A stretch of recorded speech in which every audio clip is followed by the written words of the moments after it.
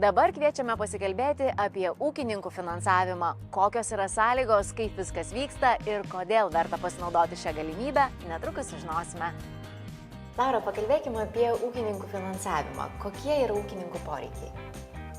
Ūkininkų poreikiai yra labai įvairūs ir dažniausiai unija jie kreipiasi tada, kai jiem reikia pinigų, papildomų pinigų, apyvartiniam lėšom ir investicijų vykdymui. Tai apyvartinės lėšos, galima sakyti, yra skirtos ūkio piniginių srautų subalansavimui, kai reikalingos papildomos lėšos apmokėti už trąšas, už sėklas, kai reikia atsiskaityti su savo tiekėjais, taip pat jeigu išauga kainos, taip pat reikia sumokėti darbo užmokestį, jeigu ūkis yra didelis. Taip pat reikalingos lėšos ir investicijom, jeigu norima modernizuoti ūkį,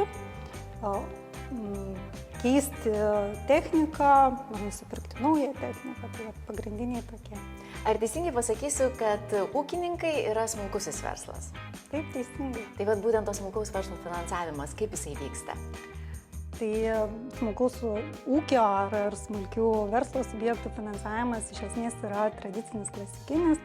Realiai unija yra tokia pati finansų įstaiga kaip ir bankas ir mes standartinį procesą taikom ir mūsų ūkininkam. Tai iš esmės ūkininkas turi kreiptis į mus žinodamas poreikį, tai yra kam jam reikalingos lėšos, pristatyti jį, paaiškinti, kodėl jam reikalingas yra finansavimas.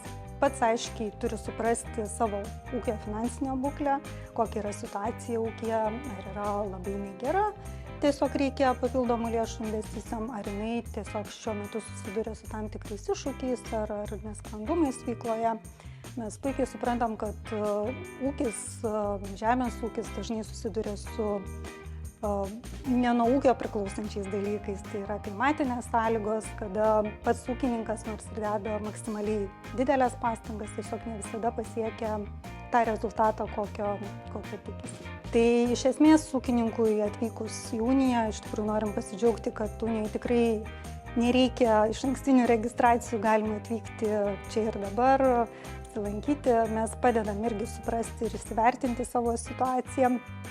Ir ūkininkui pristačius tą situaciją, kam reikia, kiek reikia pinigų, tai mes priėmėm sprendimą, pasitarę, aišku, su ūkininku, kas geriausiai atlieptų konkretaus ūkio būklę, priėmėm sprendimą, tada pasirašom sutartį ir išmokam kreditą. Tai viena iš tų sąlygų yra ir užtikrinimo priemonės, tai yra užstatas, kokį ūkininkas pateikia, tai šitam dalykui taip pat padeda ir kredito garantijos, tai yra visiems ūkininkam iki šiol buvo gerai žinoma Žemės ūkio paskolų garantijų fondas, bet šiandien dienai yra apjungtas su Invega, investicijų ir verslo garantijų fondu, tai mes irgi skatinam naudotis būtent paramos priemonėmis, kurias administruoja šiuo metu Invega. Tai verta yra pasinaudoti kredito grąžinimo garantijomis, nes ūkininkas gauna palūkanų kompensavimą iki 80%, būtent yra taikoma 3 metam tas palūkanų kompensavimas ir jeigu ūkininkas moka 6%, tai būtent nuo tų 6% yra skaičiuojama 80%, tai dienos pabaigoje moka tik 1,2 palūkanų. Iš tikrųjų tikrai yra labai naudinga ir pravartu. O kokios yra finansavimo sąlygos? Tai finansavimo sąlygos iš esmės skiriasi nuo to, kam reikia pinigų, ar tai yra investicijos ar apyvartinės lėšos. Ir aišku, labai priklauso nuo ūkininko finansinės būklės, kaip jam sekasi ir kokiam terminui nori. Tai iš tikrųjų ūkininkas pats turi, jeigu kalbėti apie visas sąlygas, tai ūkininkas pats turi žinoti tiksliai, kiek jam reikia pinigų ir kokiam tikslui. Tai dėl ko mes labai akcentuojam tą, kiek reikia pinigų, dėl to, kad ūkininkas turi tiksliai žinoti. Tai yra, jeigu jisai pasiskolins per daug, tai bus pernelyg didelė našta jam tą kreditą aptarnauti, neproporcingai jinai gali būti. Jeigu jisai pasiskolins mažiau, jisai aišku gali nepasiekti tų tikslų, kokių jisai siekia. Tai yra padaryti per mažas investicijas ir tiesiog tas rezultatas, kurio siekia ūkininkas skolindamis pinigų, jos tiesiog neatlieps to, ko jisai tikisi. Ir sąlygos, tai realiai terminą, ką galėčiau pasakyti, tai terminas apyvartiniam lėšom, piniginių srautų subalansavimo, tai yra iki 3 metų. Jeigu yra daromas investicijos, tai irgi labai priklauso nuo to, kokias investicijas daro. Ar tai yra traktoriaus pirkimas, ar tai yra fermos elevatoriaus statyba. Tai jeigu yra traktoriaus pirkimas, tai natūralu, skolinam tiek, per kiek laiko tas traktorius nusidėvi. Tai aišku, šiuolaikinė technika, aišku, yra ilgamžiai ir tikrai skolinam netrumpam laikui, o ilgam. Ir, pavyzdžiui, jeigu žemės reikalinga plėsti savo valdas, investuoti į sklypų pirkimą, tai netgi iki 25 metų skolinam tokiam terminui. O ką dar ūkininkams verta žinoti apie finansavimą? Tai matyti jau ką ir minėjau, tai labai svarbu įsivertinti savo poreikius.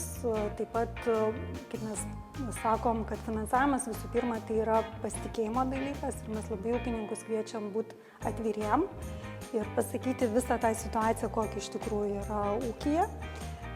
Nes tik žinodami tikrąją situaciją, suprasdami ją tiksliai be jokių nuslėptų, galima net sakyti, dalykų, mes galim pasiūlyti geriausią sprendimą ir variantą. Iš tikrųjų, ūkininkai dažnai netgi ir dėkingi būna mum, kad pasitarė ne tik tai dėl finansavimo kreipiantis į uniją, bet taip pat dėl finansavimo viso savo ūkio. Net ir pasirašant sutartis su tiekėjais, pasirašant sutartis dėl trąšų pirkimo ir savo būsimo derliaus pardavimo, jeigu jie pasitarė, mes tiesiog patys susėdam ir atliekam skaičiavimus, kas jam yra geriau.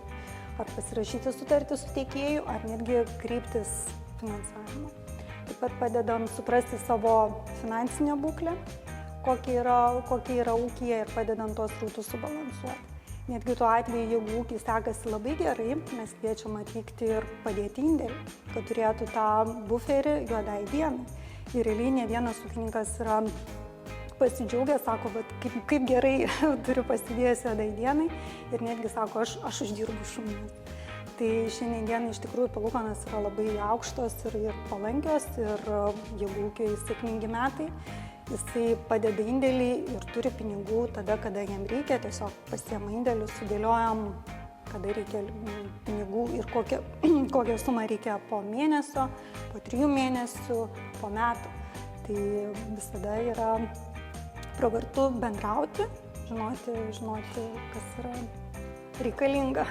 Ir pabaigai noriu paklausti, kodėl ūkininkams verta pasinaudoti šiomis finansavimo galimybėmis? Verta dėl to, kad ūkininkas gali tiesiog tokiu būdu pasiekti savo tikslų ir išsispręsti kartais atsirandančias problemas.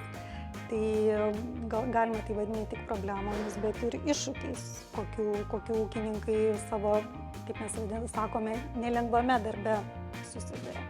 Tai iš tikrųjų padeda išlyginti tuos piniginius srautus, turi finansinį partnerį. Tai iš tikrųjų unija dirba daugiau kaip 26 metus rinkoje, tikrai esame susidūrę ir su sausrom, ir su krušom, ir su šalnom didelėm, tai iš tikrųjų ūkininkai mūsų neišgąsdins. Ir iš tikrųjų tas partnerio turėjimas, tai reiškia, kad mes ieškom galutinių sprendimų, kaip visiems pasiekti tą geriausią rezultatą, nes ūkininkų sėkmė yra ir mūsų sėkmė ir turbūt žinot, kad Lietuvos centriniai kredito unijai priklauso daug unijų ir tikrai ne vienas ūkininkas yra unijos steigėjas ir mes turim ūkininkų, kurie yra mūsų unijos nariai, tai realiai kiekvienas ūkininkas prisideda ir prie kito ūkininko sėkmės. Tai mūsų kolektyvas pats turi didelę patirtį